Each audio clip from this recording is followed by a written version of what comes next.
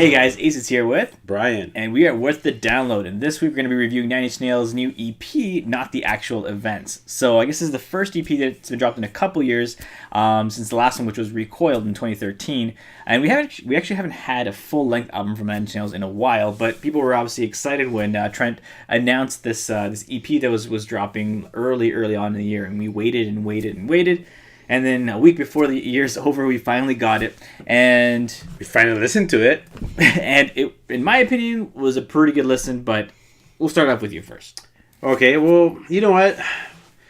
It was an EP. If you guys don't know what EP is, I'm pretty sure you guys are intelligent. It means extended play, right? So it was very short. It was 5 tracks. All I can really say is because I'm not really fond about the sound, it's very soundtrack sounding. So I'm not really a huge fan of the soundtrack type of, I guess you call it music. I only like 20% of the song. I mean, of the whole project in particular. But it's also very well produced. Like you were talking, you and I together. I felt like it was like everything made sense. It just wasn't my cup of tea. You know, for yourself, you had a totally different opinion. Yeah, well, I've been listening to Nine Inch Nails for a while. Since, like, I guess it's funny you said soundtracks, because that's the first time I was exposed to Nine Inch Nails, which was during the Lost Highway soundtrack with The Perfect Drug. And I've been listening to Nine Inch Nails since. And so, for me, having listened to a lot of Nine Inch Nails content, yeah, like, you know, Trent Reznor's delved into a lot of soundtracks and being involved in a lot of movie soundtracks, including like The Girl with the Dragon Tattoo and stuff like that, and a lot of remixes and a lot of different stuff, even video game soundtracks, right? Obviously, that is probably a big influence and when it comes down to actually putting, you know, music together for Trent. But Trent's always been an experimental guy, right? He basically locks himself up in a studio and just messes around with sounds and keyboards and guitars until he gets what he really wants. And I think this EP is a good example of that, right? I think it was really resemblance of the With Teeth album back a few years ago, where again it's the composition of the song sometimes seems very, very simple, but there's just so many layers to each track that when you listen into it, like every time you listen through the album, I find something else that I pick up from it.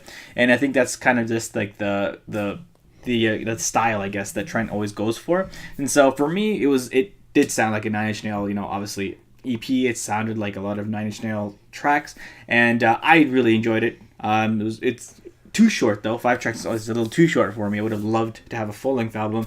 And I think a lot of the fans out there are probably hoping that it was going to be a full-length album this time around, since we haven't had a full-length album in I don't even know, like over like 5-6 years or something like that. And so we'll see. Maybe the next drop will be an EP. But for me, so far, I really did enjoy it, even though it was only 5 tracks. So for me, it was a solid EP.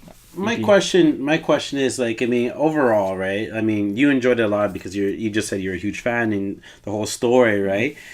But is it an everyday listen? That's a good question for you, right? For me personally, I say because of me being an everyday kind of guy.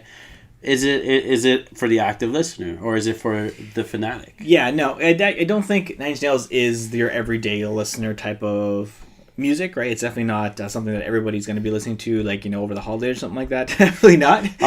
Right. Happy holidays, by the way. But it will definitely be something that, obviously, it's more for the fans at this point, right? I mean, Nine Inch Nails has been around for so many years, right, that I think they're really just catering more to the fans at this point. I don't think they're really in the market to look for new fans. Right. And so I think that's kind of what it's going for. And I think that the EP did a good job of that. I think it was a really good reminder of what, the Nine Inch Nails can really do and put together.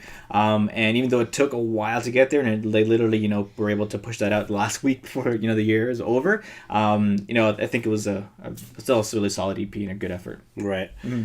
Okay, so I think the main question is for you. I think I already know it's worth the download for you. It definitely is worth the download. Again, if you're a Nine Inch Nails fan, you're really gonna like this album. I wish it was a bit longer, but I'll give it a solid 4 out of 5 for me. Well, now that I said it 20%, if we actually factor it into out of 5, that's 1 out of 5.